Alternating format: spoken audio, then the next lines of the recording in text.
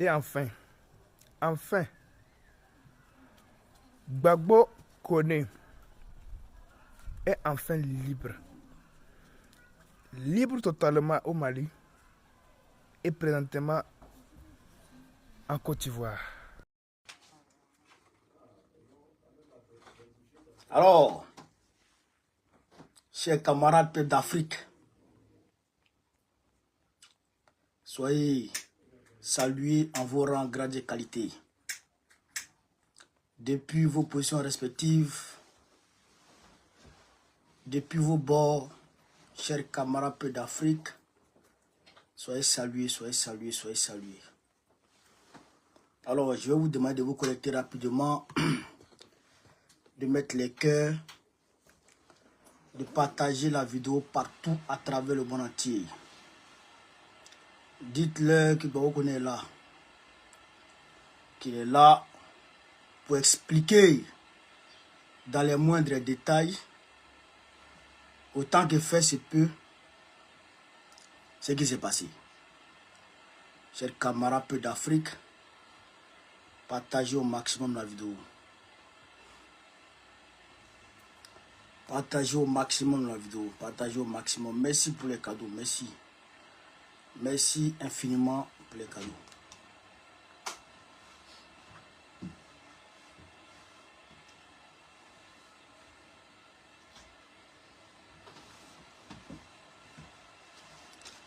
Alors, camarades peu d'Afrique, le quorum de, je dirais, 2000 personnes étant atteint, on va démarrer la vidéo. Mais avant de démarrer la vidéo, il est important de signaler que demain samedi 9, si je ne m'abuse, samedi 8, non? Demain samedi 8, à partir de 18h00, je serai effectivement présent à la salle AGK au 177 rue de Charonne. Je répète, je serai à l'AG, à l'Assemblée Générale des Femmes PPACI France, qui va se tenir au 177 rue de Charonne, salle AGK.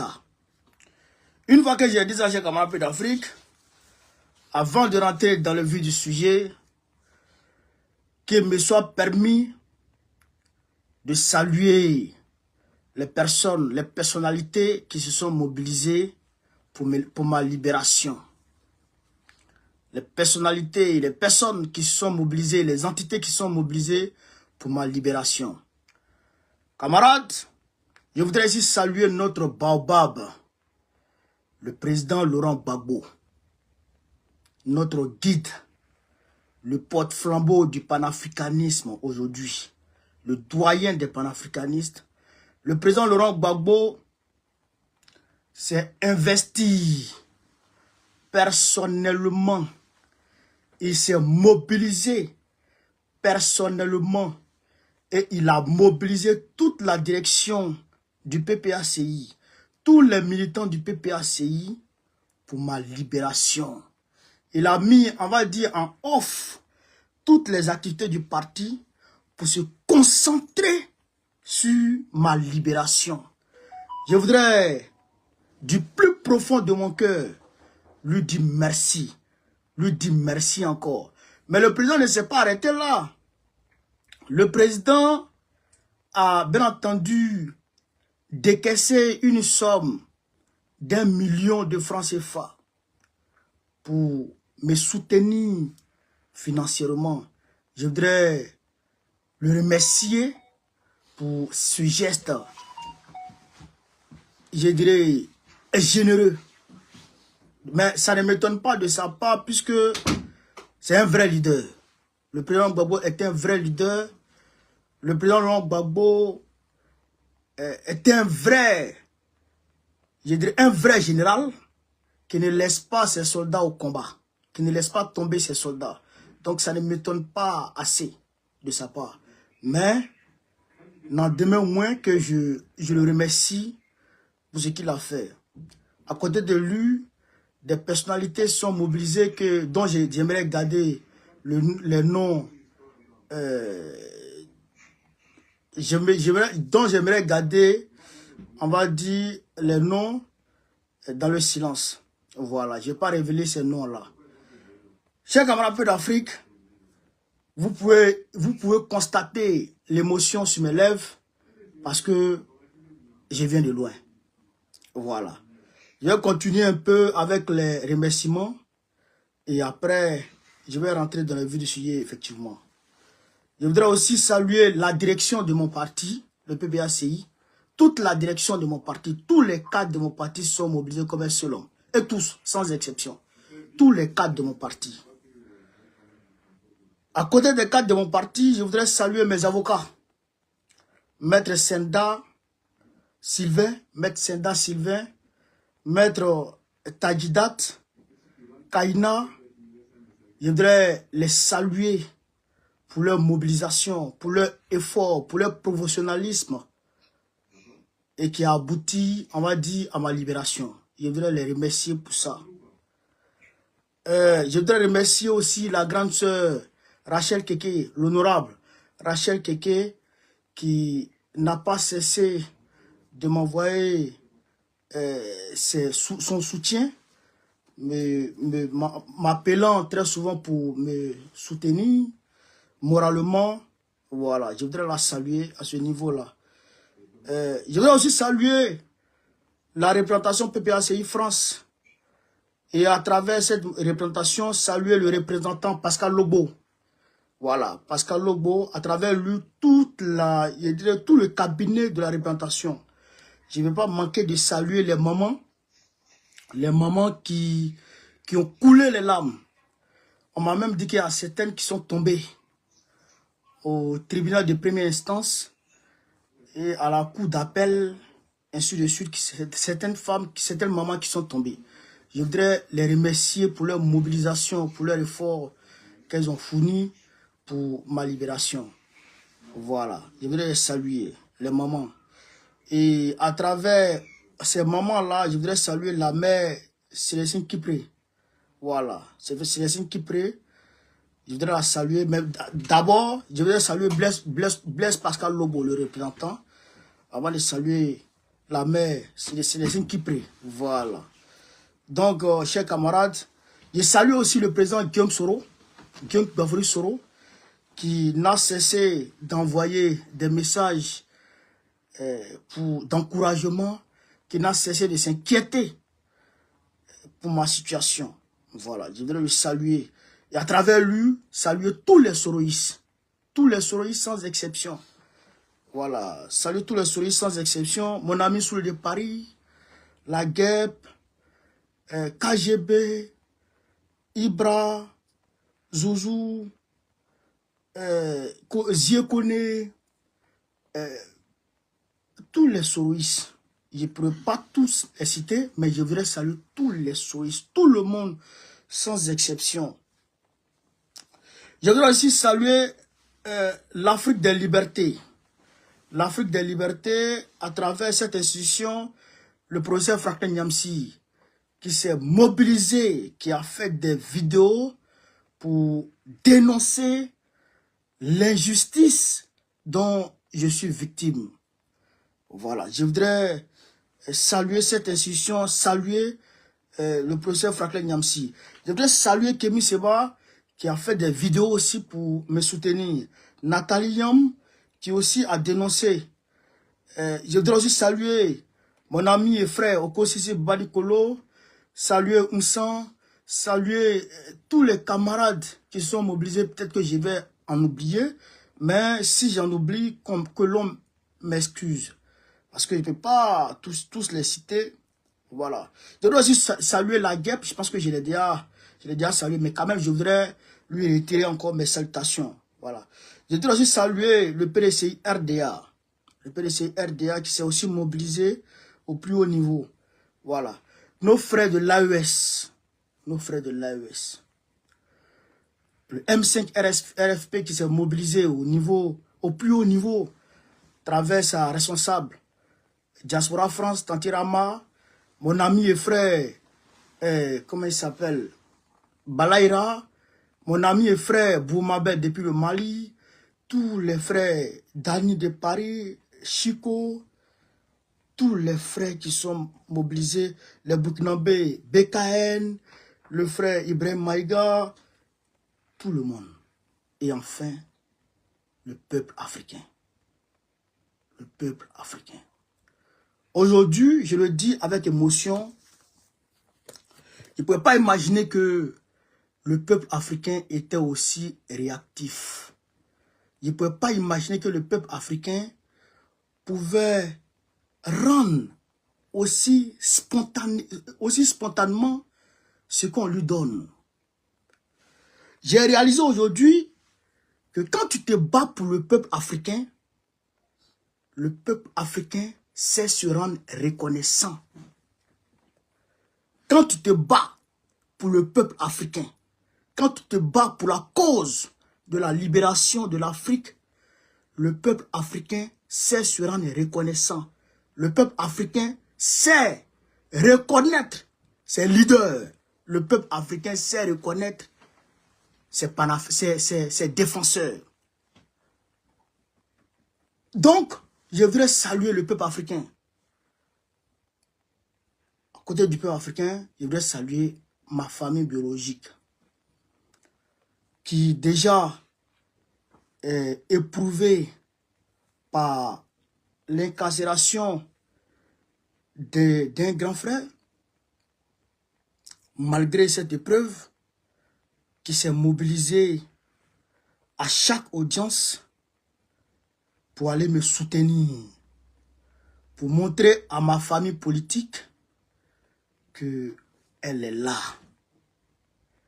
qu'elle soutient malgré tout son fils, son frère et son ami. Je voudrais saluer ma famille biologique au niveau de Séguéla, au niveau de Kani, partout à travers le monde. Les Koyaka m'ont envoyé leur soutien. Et ma famille proche m'a envoyé son soutien. Donc je voudrais saluer tout le monde. Camarades Peu d'Afrique, je sais que si on doit saluer tout le monde, on ne va pas quitter ici.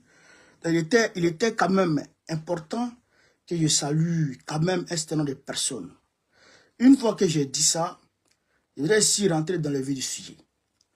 Frère, il s'agit ici, excusez-moi,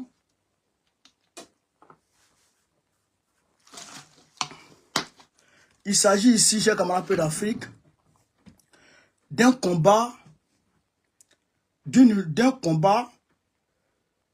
la France-Afrique contre le panafricanisme. La France-Afrique contre le panafricanisme.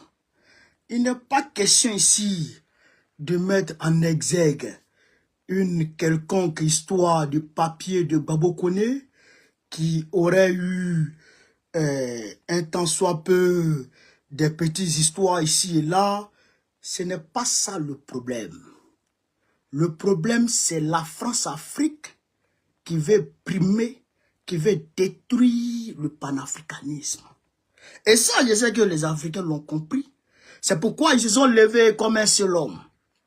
Sinon, en centre de rétention, il y a beaucoup d'Africains, il y a beaucoup de personnes.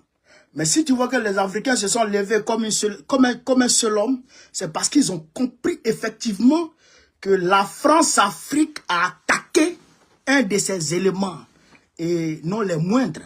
La France-Afrique a attaqué Babo Koné, et la France-Afrique veut détruire Babo Koné. La France-Afrique veut briser Babo Koné pour donner des leçons aux autres panafricanistes qui parlent, qui dénoncent, qui défendent bec et ongle l'Afrique. C'est ça la vérité.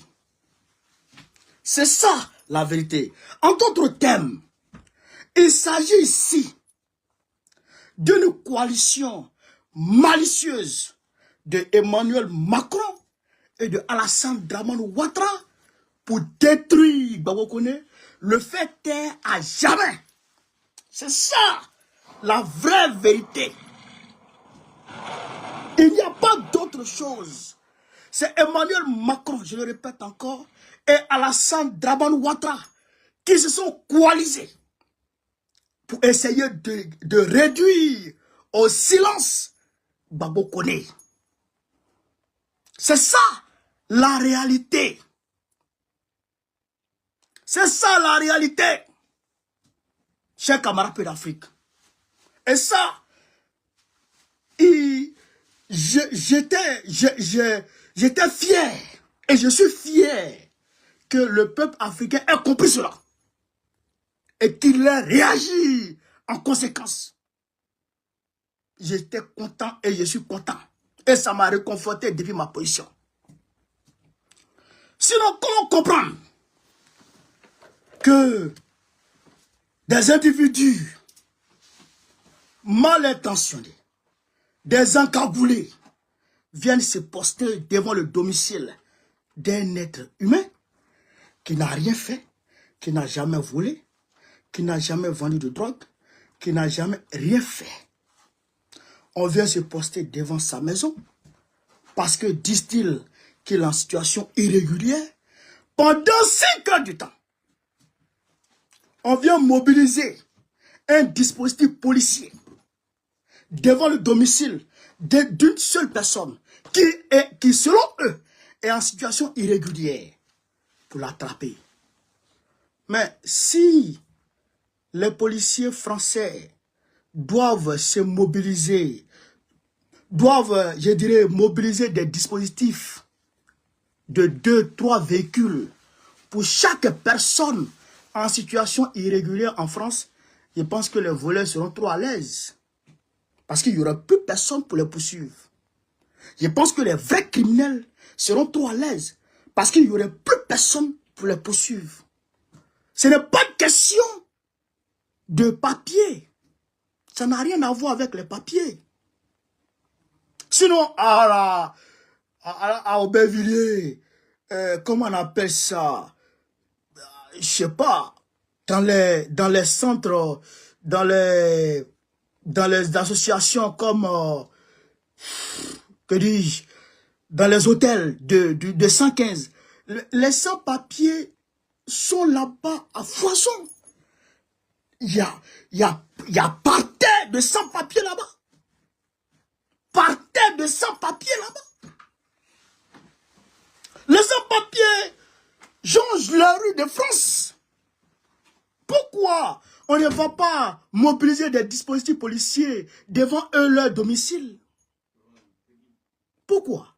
Et puis c'est devant chez Gbagbo-Koné, on vient mobiliser un dispositif policier. C'est un acharnement contre un homme qui défend l'Afrique. 5 heures de temps, selon eux. Sinon, ils sont arrivés à 14h00 devant chez moi. Selon eux aussi. Selon eux, selon eux, ils ont pris position devant chez moi à 14h00. Et je suis sorti de chez moi à 20h30, 20h45. Et ces individus mal intentionnés, ces bandits, ces voyous, ces criminels sont tombés sur moi comme si je faisais partie des terroristes qui ont endeuillé la France lors de Charlie Hebdo ou lors du Stade de France ou lors du Bataclan. Moi, j'en faisais pas partie, moi. Je ne faisais pas partie et je ne fais pas partie des frères Kwasi. Je n'en faisais pas partie et je ne fais pas partie de ceux qui volent la France. Je n'en faisais pas partie et je ne fais pas partie de ceux qui endeuillent la France. Ils sont tombés sous moi comme si j'étais criminel. Comme si on avait appris que je me promenais avec des DCA, des AK-47, des 12-7. Ils sont tombés sur moi. Je voudrais aussi, merci mon frère Soué de Paris, j'ai oublié deux vrais combattants, comme c'est les miens aussi. Johnny Pachoko. Johnny Pacheco et Oxymore, je voudrais les saluer. Je voudrais les saluer pour leur mobilisation de façon exceptionnelle. Je voudrais les saluer. Johnny, excuse-moi, je ne t'ai pas salué au début, je te salue ici. Oxymore, je ne t'ai pas salué au début, je te salue ici. Ils sont tombés sur moi. Ils m'ont tapé la bouche sur leur véhicule. Cassant ma lèvre supérieure. Cassant ma dent. Ici, là. Des personnes encagoulées. Comme si j'étais... Je ne comprends pas. Je ne comprends pas. Comme si ils avaient appris que j'étais... Mais comment? Ils sont tombés sur moi. Et après, mais je vois des gens encagoulés qui me prennent, qui me mettent dans leur voiture et qui veulent aller avec moi. Moi, je me suis débrouillé, j'ai ouvert la porte et je suis descendu. Et grâce à Dieu, j'ai vu d'autres policiers qui venaient. Et grâce à ces policiers-là, j'ai été encore remis dans leur véhicule, dans le véhicule de ces encagoulés. Et c'est là que ces encagoulés, ces voyous, vont décliner maintenant leur identité. Parce que d'autres personnes sont arrivées. Parce que d'autres personnes sont arrivées, ils ont maintenant décliné leur identité. Frère, c'est ainsi qu'ils m'emmènent au commissariat de Villeneuve-Saint-Georges. Et arrivé là-bas, j'entends, c'est pas lui, c'est lui, c'est pas lui. Et on me dit, on va quand même le conduire au commissariat, on va quand même le conduire en garde à vue parce que il a fait, comment on appelle ça, une rébellion. Il s'est rébellé contre la police. Mais, qui s'est rébellé contre la police?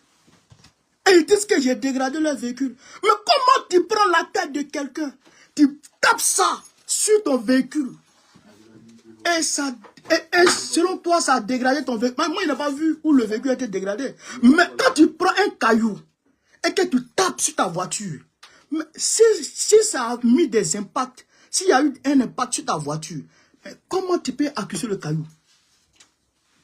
Comment tu peux accuser un caillou que toi-même tu as pris pour taper sur ta voiture? Et que le caillou a mis un impact sur ta voiture. Pourquoi tu accuses le caillou? C'est toi-même qui dois accuser. Mais ces gens-là m'ont accusé parce que quand ils ont tapé ma bouche contre leur voiture, on va dire, le carreau a été un peu brisé. Donc, ils m'ont accusé de dégradation de véhicules et de rébellion. Ces voyous, ces bandits, m'ont gazé à bout portant. Regardez ici. Maintenant, ça va. Ceux qui venaient me visiter, voyaient. Maintenant, ça va. À bout portant, ils m'ont gazé. Chers camarades peu d'Afrique, c'est un acharnement policier contre ma personne. Et arrivé au commissariat, ces voyous me prennent, me placent en garde à vue. Dans le froid. Dans le froid. Et après, matin, on m'envoie, après avoir consulté mon médecin, un médecin qui a fait un rapport et qui a signifié dans son rapport que je devrais observer un jour d'arrêt de travail, c'est-à-dire qu'un jour ITT. Mais le policier qui a tapé ma bouche sur la voiture, et quand j'étais dans le véhicule, étant attaché, le gars, il me donne des coups de poing. Il me donne des coups de poing. Moi, je suis attaché. Et moi, je suis dans la voiture. Et lui, il est en train de me donner des coups de poing. Pourquoi? Pourquoi? Donc, toutes les personnes qui sont en situation irrégulière doivent subir ça en France. Ou subir ce sort en France. Ce n'est pas ça la vraie raison. La vraie raison, c'est que je dérange Emmanuel Macron, je dérange Alassane Draman Ouattara. Mais wallahi billahi, je jure,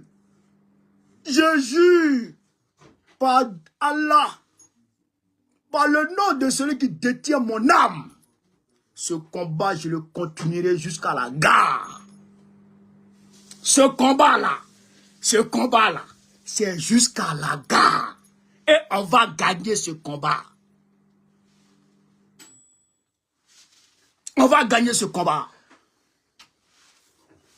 Camarades, arrivé au commissariat, après le rapport du médecin, qui déduit clairement que j'ai été victime de violence.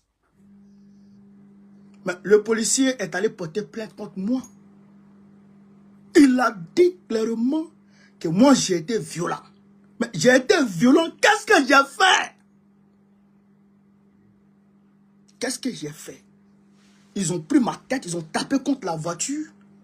Donc comme ma tête a été tapée, comme ils ont tapé ma tête contre la voiture et que ma dent a touché leur véhicule et que ma dent a tracé leur véhicule, donc moi j'ai été violent. Comprenez ça? Il a porté plainte contre moi.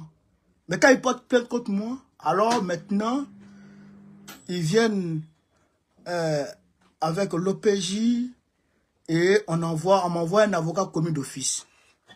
Et l'avocat, je demande à l'avocat, mais qu'est-ce qui s'est passé? Pourquoi ils m'ont interpellé? L'avocat me dit, non, monsieur Koné, vous êtes un dommage collatéral. Écoutez ce que je vous dis. Mon avocat me dit, je suis un dommage collatéral. Que les policiers seraient allés chercher quelqu'un, un grand bandit. Alors, monsieur Koné, vous ressemblez à ce grand bandit. Donc, c'est pourquoi ils vous ont interpellé. Et comme il y a eu rébellion, donc ils vous ont placé en garde à vue. Donc, dans quelques minutes, vous allez normalement sortir. Voilà ce que mon avocat commis d'office m'a dit. Et c'est ce que l'avocat commis d'office m'a dit. Et cette thèse, moi je crois. Moi je crois en cette thèse. Pourquoi? Parce que je ne peux pas comprendre. Je ne peux pas comprendre pourquoi on peut s'en prendre à un homme comme ça. Avec une telle violence, une telle barbarie. Avec une telle barbarie. Je ne sais pas. Je ne comprends pas.